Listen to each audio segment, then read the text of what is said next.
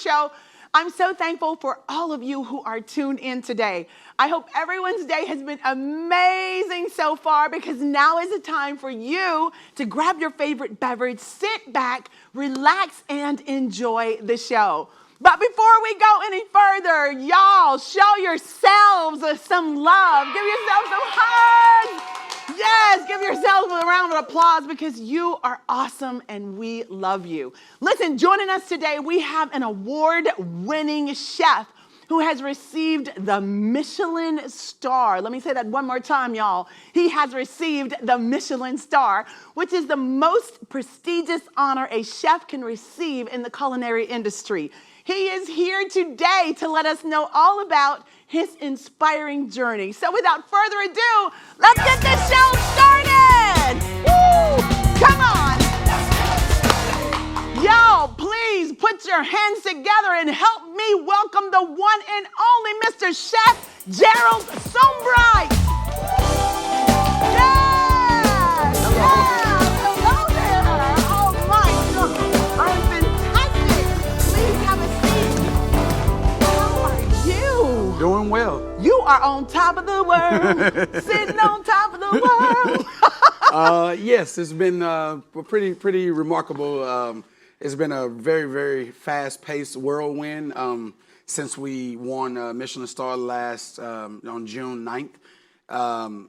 Reservations have gone through the roof. That's amazing. And the restaurant is packed, and it's just been probably the highest honor you can ever receive, so you just are floating on cloud nine. Yes, and you look like you floating on cloud nine. We love it. Would you talk to us a little bit about your journey? It was that moment of lineage, like that history, being able to like trace your roots was very important. I was like, man, as an African American, I can only trace my roots to a bill of sale, but as a culinarian, I can trace my roots back to the origin of the culinary arts when it started to be written down and the practices that we have now. So I thought that was very unique. And then the way that these guys was just immersed into all these tasks that they were doing, whether it was like butchering fish or like cooking a dish, just to be that intense and to have that much expertise, it really inspired me, and I wanted to learn more about it and be part of it. Wow. I never thought that I would be at this level, but I did know that I wanted to be the best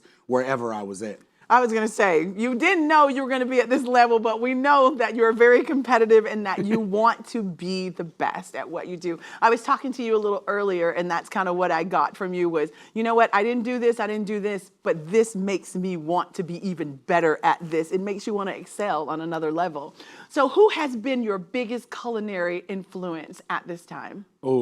Biggest culinary influence, it would probably be two. Heston Blumenthal is a chef, 3 Michelin star chef in the UK.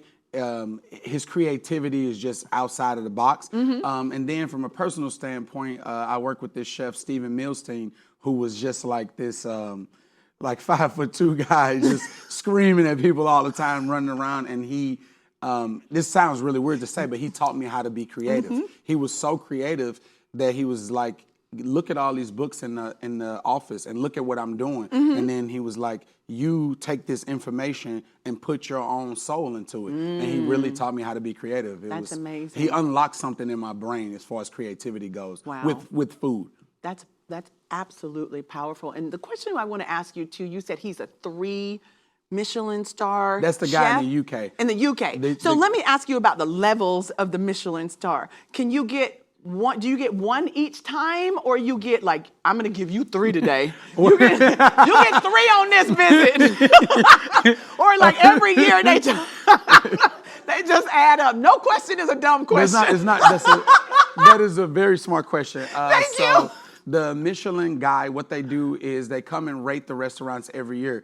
First thing is that there's only 5 places in America you can get a Michelin star. California, Chicago, New York, DC, and now Florida. Wow. The guide that we were just in is the first guide that ever hit Florida. So that was the inaugural guide that they've been working on this behind the scenes for years to bring the Michelin guide to Florida. 1 star means that it's Michelin, tire company. They wanted to sell tires in the 1920s. Right. And they came up with this thing while everybody was going through this depression and all this bad times. They came up with this guide that would lead people on a journey. Yes. And 1 star is worth the stop. It means if you're driving down down the street, you see this restaurant, stop, pull over, go eat the food. 2 stars meant worth the detour. It means go off the path. Wow. Drive an hour out of your way and it's go. worth it. It's worth it to go to Yes. 2 stars. And then 3 stars was worth a special journey. So I Wow. want you to get in your car on those Michelin tires and drive. If you got to drive love 10 it. hours to go to that restaurant. And it became the standard bearer for cuisine all over the world. Started in France, because it's a French company, and then it just migrated all across Europe until it came to America in about 2004-ish, I think it was, somewhere around there. It came to America. And as an American chef, we always looked to Europe. So we were always looking forward to the day that the guy would come here, because it had always been the top honor that you could ever receive. Yes. And how long did it take for him to come here? Florida, I think it took maybe 5 years to get Florida my guy. goodness. Like the whole partnership with Visit Florida and Visit Orlando, Visit Tampa, Visit Miami. They all got together and been kind of lobbying for this for quite some time. I love it. That's Cool. amazing. So how would you explain, let's talk about the way you prepare food. How would you explain your culinary experience that you present? I would say that my culinary experience is like based off of the fact that nostalgia is edible. That's the way that I really think about it. I Like, love that. I'm always trying to put like these old things or these like new ideas with old dishes. So like I'm trying to make like French fries be the fanciest French fries you can ever have. So we'll make like this thing that's basically like clarified butter, potatoes, cook it, press it, cut it, fry it, then we'll put caviar, creme fraiche, and bonito flakes on it. So when you eat it, it kind of sort of reminds you of like a McDonald's hash brown, like from a nostalgia standpoint. But then when you have the caviar and we put truffles and gold on it, it's my like this goodness. opulent thing that you just like Yes. dive into. So but it's coming from a place of like, oh, I used to be a kid going to get hash And browns you from loved McDonald's. all of it, I right? loved it. So that's where it's coming from. Wow, and you call this elevated cuisine. Yes, it's Elevated cuisine, y'all. it's they really say haute cuisine. So whenever you look at like a Michelin and things of that nature, all of these accolades, they're in the culinary industry to say that these people perform at the highest level. You said hot, like Haute? Yes, ma'am. Ah, like the couture. Yes. Ah, voila. Don't play with me, Chef Gerald. So listen, you were also a contestant on Top Chef. Yes. How is that? It was a whirlwind of an experience. I bet. It was the first time. I mean, most of the people who do it have already done Chopped or done some kind of competition before.